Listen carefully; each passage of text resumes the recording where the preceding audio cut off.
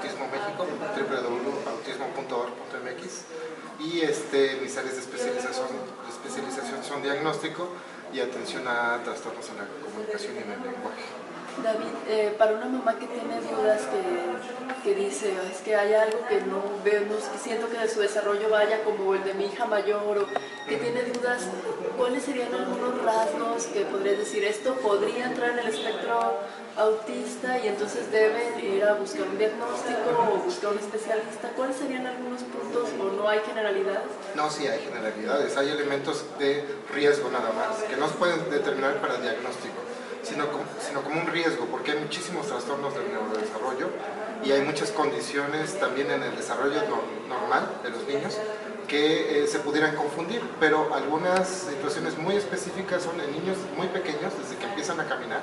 Un niño que ya puede comer solo, por ejemplo, o sea, que ya come solo con las manos, ya pudiera decirse que hay una dificultad que pudiera ser hacia rasgo de trastorno espectro del autismo porque no te señala lo que quiere o porque no hace seguimiento de la mirada. Es decir, que tú estás volteando a ver algo, ¿sí? Por ejemplo, y estás haciendo referencia a un perro. ¡Ay, el perro, qué bonito está! Lo estás volteando a ver y el niño no voltea a ver, ¿sí? Esos son algunos rasgos que son los principales. Obviamente se tiene que ver que si el niño no señala y no puede comer solo, porque puede ser una cuestión motriz, ¿sí? También la respuesta a la sonrisa social. Un niño muy pequeño ya tendría que estar respondiendo a una sonrisa social. Un bebé de 6 meses ya tendría que estar respondiendo a la sonrisa social. Es decir, que tú le sonríes y que él devuelve la sonrisa y pudieran participar en juegos básicos como el Onta Bebé.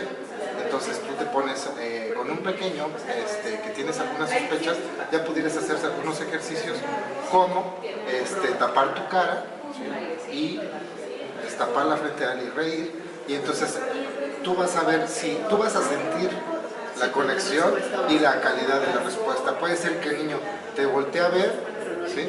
Pero no le interese, y si lo hace repetidamente pudieras ver que sin hacerlo también te voltea a ver y se voltea, o sea, ver que haya una diferencia cuando haces el juego a cuando no lo haces. Entonces, la sonrisa social, el seguimiento de la mirada y el compartir a través del señalado son elementos que, si no están presentes en niños de 12 meses que ya caminan, que comen solos, hay alguna dificultad.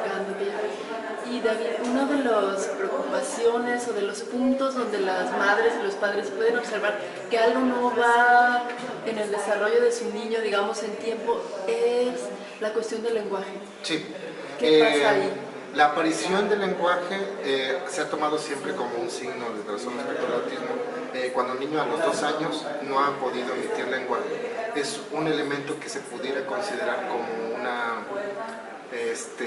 una característica y una señal de que algo está fallando.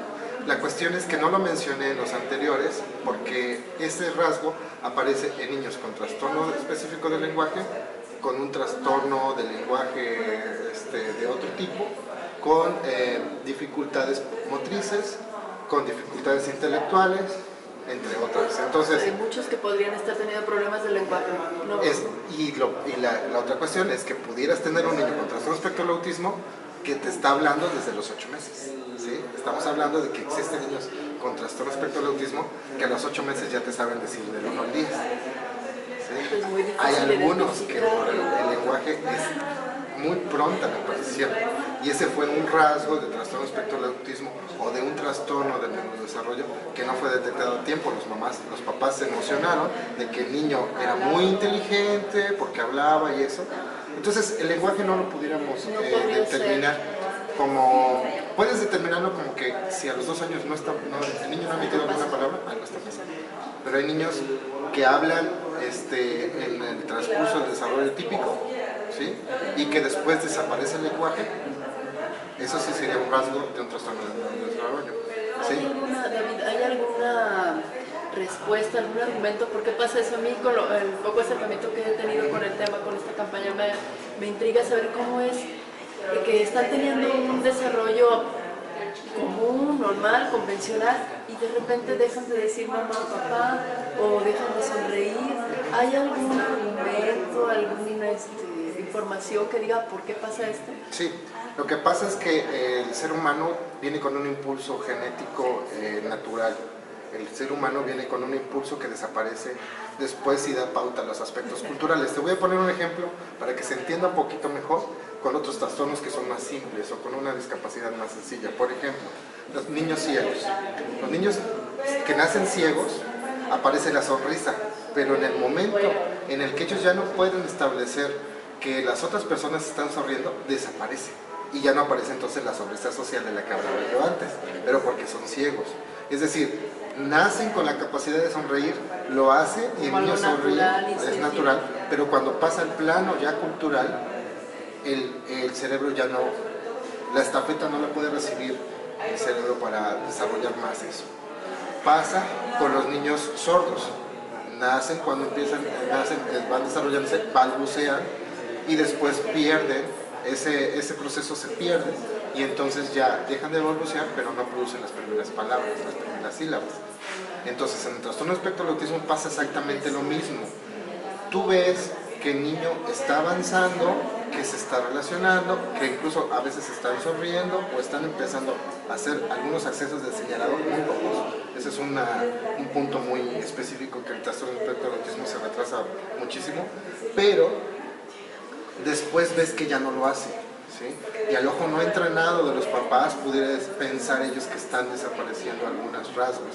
Lo que sucede es que ya llegó el momento en el que los aspectos biológicos pasan a tomar más elementos culturales y el niño no es capaz de hacerlo, ¿no? Y entonces el niño deja de hablar, ¿sí? Deja de incluso de mirar, cada vez menos, porque están avanzando ciertas otras capacidades y esa específicamente se va a deteriorar. O sea, el ser humano está hecho para desarrollarse de una manera, pero en algún momento la parte cultural tiene mucho más peso.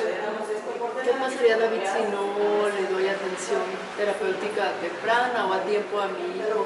Porque no me di cuenta, porque no tengo la información. ¿Qué podría pasar?